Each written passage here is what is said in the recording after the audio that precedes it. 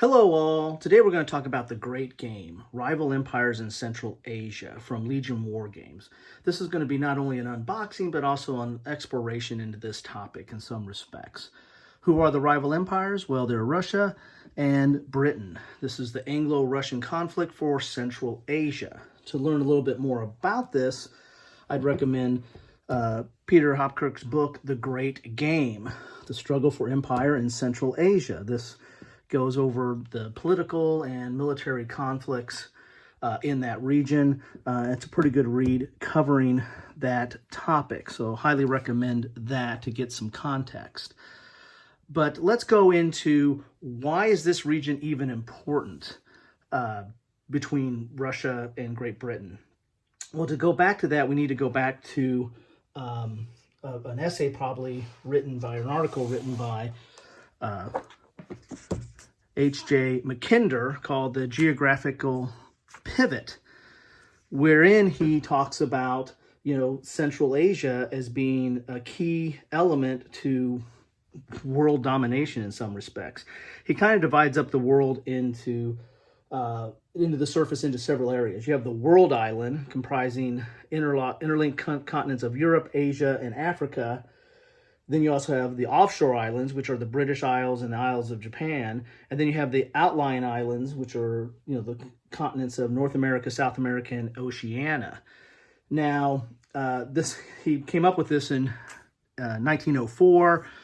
It was heavily debated in the geographic community, or the political geographic community.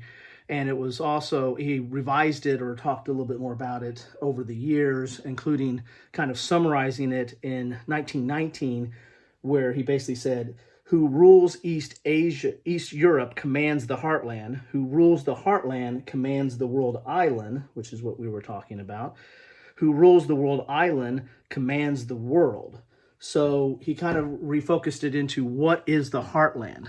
Well, the Heartland over time, I'll turn to it here, changed.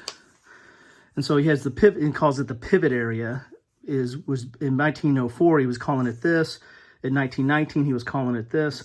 And then it got modified later by one of his colleagues to this in 1956. But this area, as you can see, really focuses on Central Asia. And Britain put a lot of resources into this. Russia put a lot of resources into this.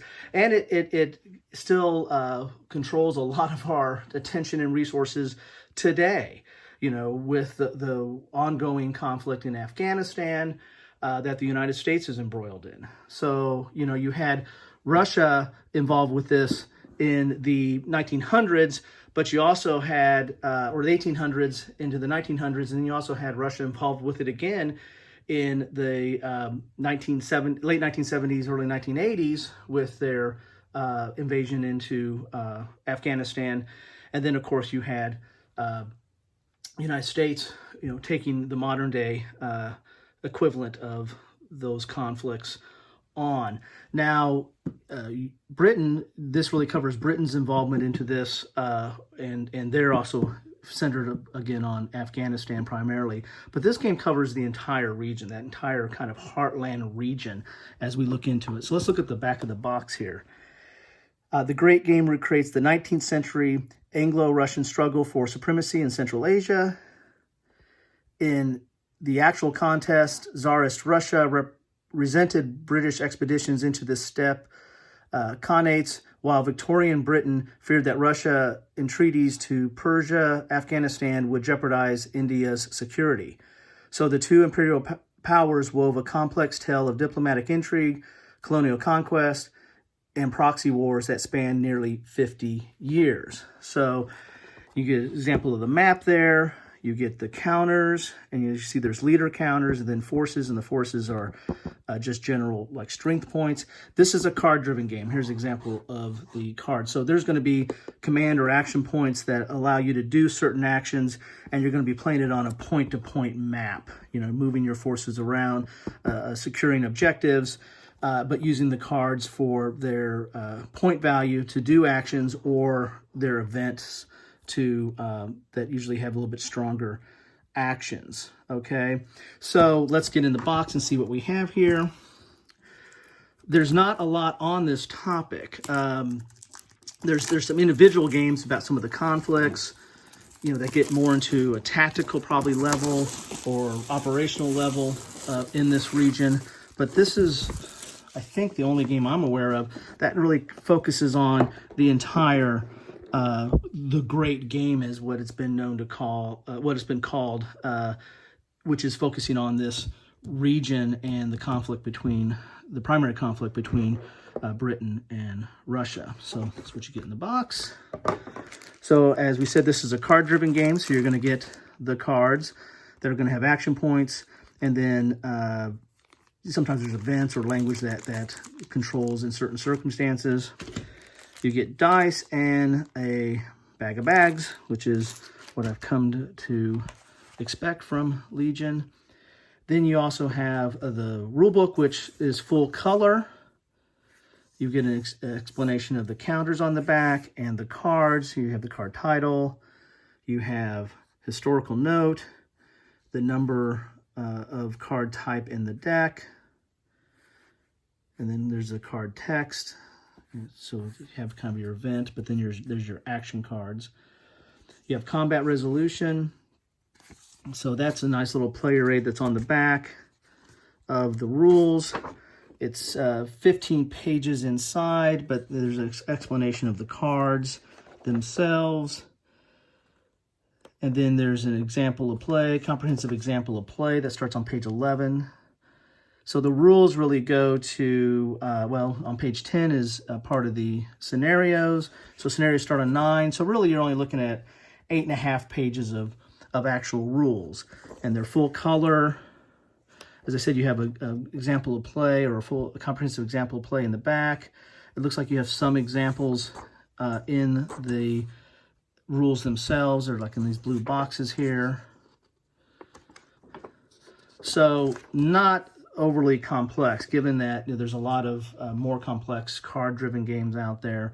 This one looks like it's on the easier side, or maybe moderate or medium side of those kind of games.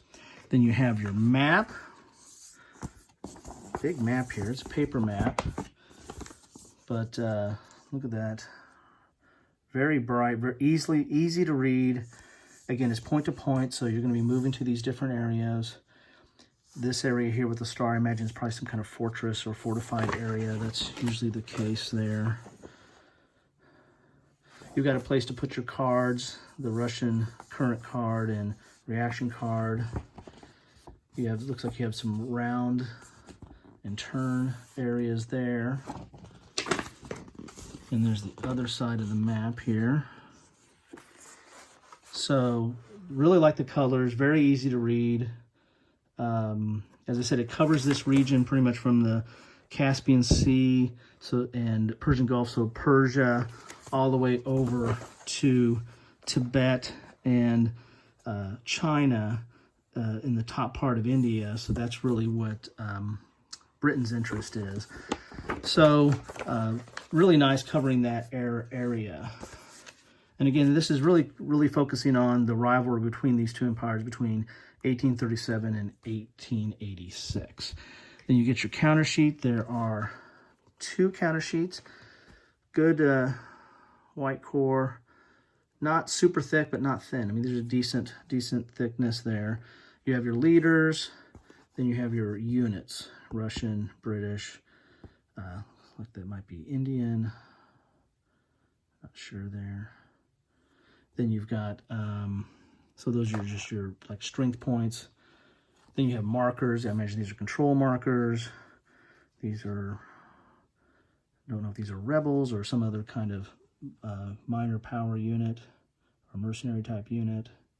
And then some markers. So it looks like some fortification markers. Okay, and those are single-sided. So that is what you get in the box. As I said, this is a very interesting topic. I'm all about, unique and interesting topics. Legion Wargames has, I've been real impressed with how they're covering stuff that's off the beaten path. So here's some of your cards. See the campaign cards, spoiler, emissary, Persian persuasion. So these are your different rebellion. These are your examples of your cards.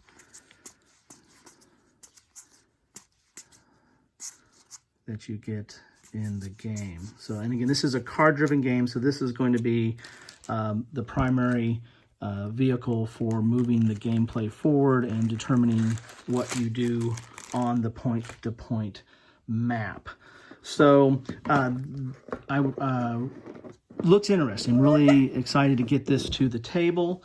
If you want to learn a little bit more about this conflict, I'd recommend The Great Game by Peter Hopkirk.